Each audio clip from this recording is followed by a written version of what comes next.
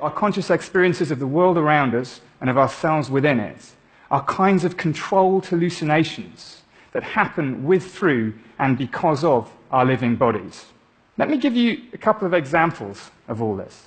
In the rubber hand illusion, a person's real hand is hidden from view, and that fake rubber hand is placed in front of them. Then both hands are simultaneously stroked with a paintbrush while the person stares at the fake hand.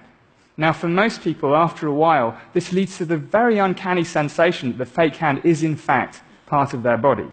And the idea is that the congruence between seeing touch and feeling touch on an object that looks like a hand and is roughly where a hand should be is enough evidence for the brain to make its best guess that the fake hand is, in fact, part of the body.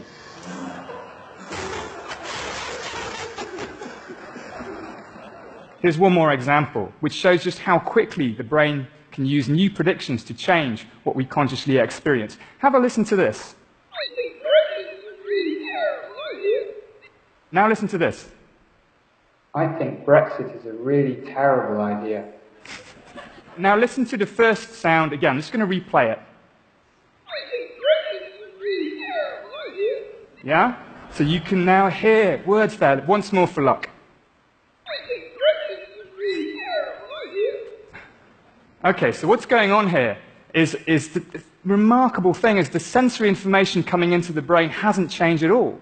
Instead of perception depending largely on signals coming into the brain from the outside world, it depends as much, if not more, on perceptual predictions flowing in the opposite direction.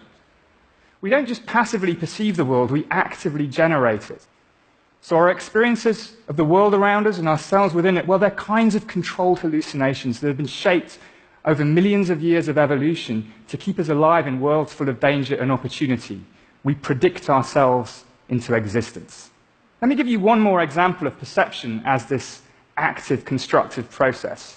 In this panoramic video, we've processed the footage using an algorithm based on Google's Deep Dream to simulate the effects of overly strong perceptual predictions, in this case to see dogs. The result looks very much like the kinds of hallucinations people might report in altered states, or perhaps even in psychosis. Now think about this for a minute. If hallucination is a kind of uncontrolled perception, then perception right here and right now is also a kind of hallucination, but a controlled hallucination in which the brain's predictions are being reined in by sensory information from the world. In fact, we're all hallucinating all the time, including right now. It's just that when we agree about our hallucinations, we call that reality.